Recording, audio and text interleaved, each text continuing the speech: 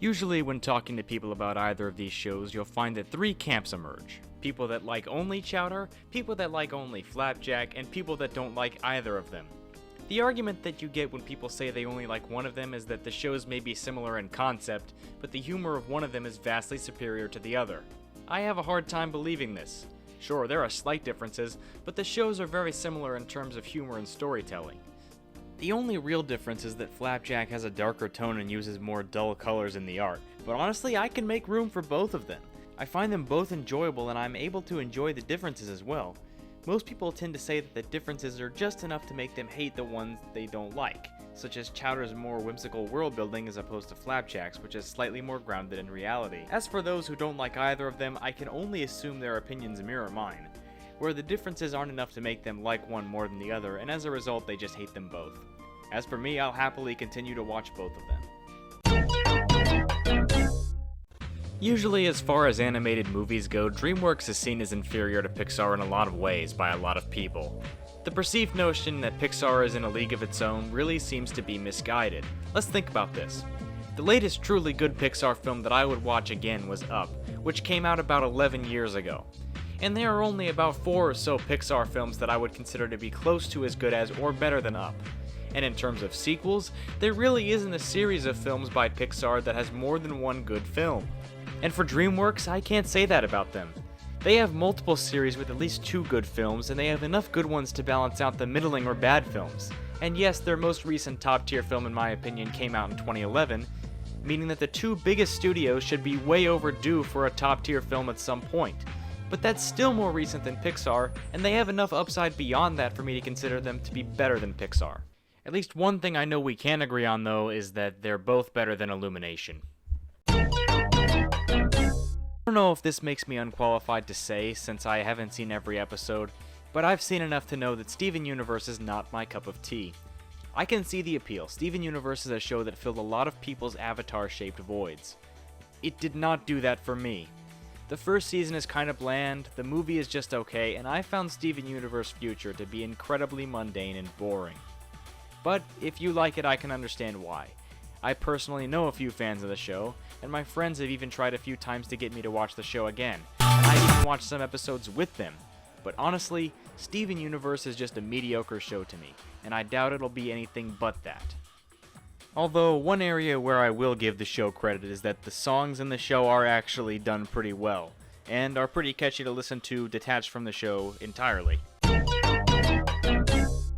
A lot of fans of this show have some really misguided opinions. Their nostalgia goggles must be glued on pretty tight for them to think some of the things they do.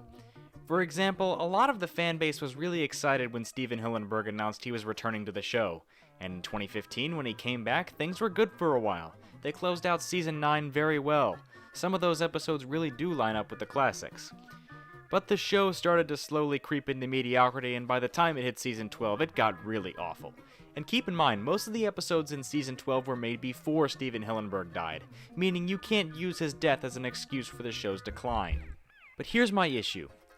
A lot of people in the fanbase act like the show has been great and hasn't declined at all since Hillenburg rejoined the staff. It's like being in a room full of people and an old aging slice of pizza. No one else can smell it but you. They think it's still fresh out of the oven. Aside from analogies, I guess I should get to some actual criticisms I have. The show really seems to be taking the lazy route and substituting wacky faces for actual humor. It's like the show became the later seasons of Ren and Stimpy, which is really sad to see. Not only that, but it feels like plot structure has been incredibly dumbed down. Like, in some episodes I feel insulted by the writers, which isn't true for any other season of the show. Now, the season isn't over and some episodes have yet to air, but there are enough bad ones that I think it's safe to say Season 12 is beyond repair. Especially since the plot synopsis of one of the upcoming episodes is incredibly transparent that it's ripping off an earlier episode. You've probably noticed a trend in this video, and that is that the most controversial opinions take up later entries in the list. Naturally, that means that this is the most controversial opinion in this video. Cartoons are not just for children. I don't know how many times I need to get this point across, but it's very apparent that the stereotype of people that are fans of cartoons is that they're children. I could go on, pointing out the faulty logic and hypocrisy contained in the argument that cartoons are just for kids, but I'll try to keep this video under 2.5 hours. You know, I really do get a sense of catharsis pointing this out, but the irony really is hilarious to me. Usually the people that tell me I'm immature for liking cartoons don't realize that it's a juvenile and immature argument to begin with. How do the shows I watch affect you in any way? I've never actually gotten an answer to that question, but I do know one way the shows people watch can affect another person. Let's say you let your 8-year-old watch South Park or Big Mouth. That might psychologically mess them up at worst, or especially if you let them watch Big Mouth.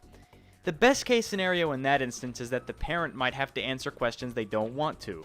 But no, to admit that, you'd have to concede my argument in its entirety. Not only that, but a lot of cartoons are made very maturely to make people contemplate the world around them or to look at things in a new light. Children's cartoons at times.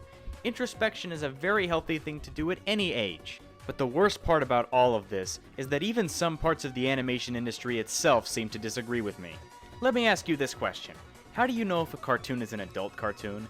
Unless the first thing you think of is The Simpsons, you might say that it's because it has references to sex, alcohol, and swearing. Sorry to break it to you, but those aren't the only aspects of life unique to being an adult. In fact, overuse of those things can even make you appear more immature. Not only that, but some very clever cartoons for children use innuendo and cleverly timed humor to bring those aspects into their shows. Animation as a medium did not start out being exclusively for children, and it's a shame that some people today think that it is. But with that, thanks for watching and have a good one.